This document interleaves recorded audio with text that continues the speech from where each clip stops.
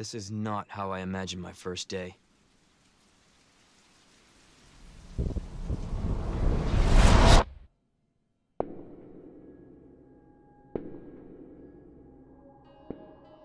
Hello guys, welcome to the channel. Today I'm going to be talking about a recent interview that came out.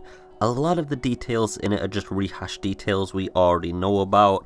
I'll cover some of them just in case anyone's interested, but I'm not really going to elaborate or make like a 30-minute video analyzing each point because I don't think there's anything of substance there, except for one or two excerpts, and those are the ones I am going to elaborate on.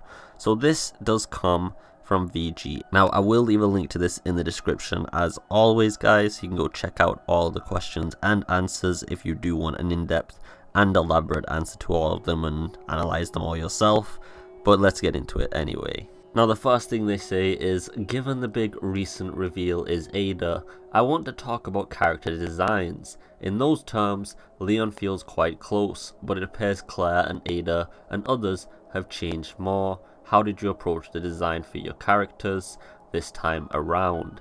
Now, as you can see, most of this is just rehashed content that we already have the answers to. People have asked Capcom these questions many times, and not only that, Capcom's released their own statements independently on the subject. So like I said, if you want to go check all of those out if you are interested, or maybe you haven't seen them yet, I will leave a link. But I'm going to cover the ones that I think are interesting now. Y'all should remember the plant monsters from Resident Evil 2, right? Apparently, they almost got cut from Resident Evil 2's remake. And let's get into this anyway. So, you mentioned there that it's a team of fans on this project. Is there anything in particular that caused a really hot amount of debate on the team?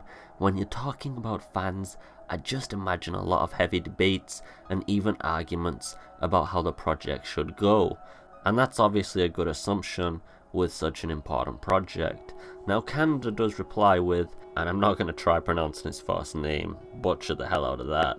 One thing that sticks in my mind really is that when I think back to my memories of Resident Evil 2, the plant monster that appears was really memorable for me. So there I was thinking, oh, how are we going to handle this one? You know, with it being photogrammetry and photo scanned and everything having to look photorealistic. But then one day I looked at the planning documents of how we were rethinking the story, and it was no longer in it. I was kind of like, what's happening here? I talked to the team and they said, well, it's really hard to make a plant monster in a more realistic atmosphere. We just thought we'd skip it. I told them I needed us to make it work, and that led to a back and forth on how to do it for about a whole year. Them saying it couldn't be done, and me as a producer saying I wanted it in there. As for how it turned out in the end, we'll leave it for you to see later. But that's one of the things I really remember butting heads with the team for quite a while. Now there's some interesting things we can analyze from this though. First off, they were missing enemies during the planning documents. Does that mean there's any other changes on missing content during the planning documents and changes during the game?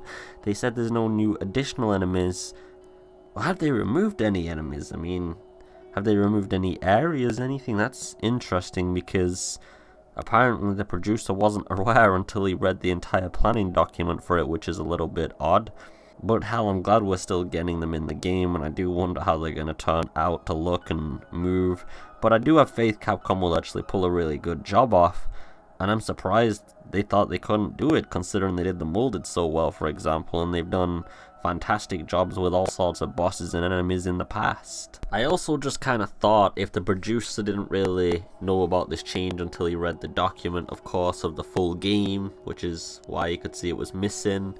I don't think his influence or involvement on the project is as high as we might think it is. Like, he obviously has the influence enough to make it happen, although it looks like there was a lot of debate between it, so his actual power and influence within the project is quite questionable. I think that's a reasonable assumption to conclude from this, but I really do hope so that no other enemies have been removed from the game.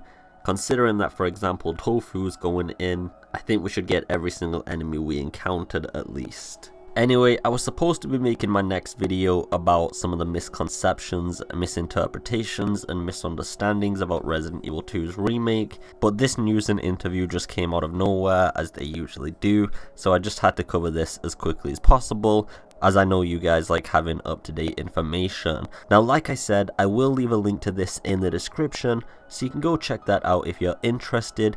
You can follow me on Twitter if you want to keep up to date with the latest memes, and also join the Discord community as well. If you did like the video, please leave a like, a share, and a subscribe. I just hope you're having a beautiful day. As always, I will get that video out soon. Take it easy, and peace.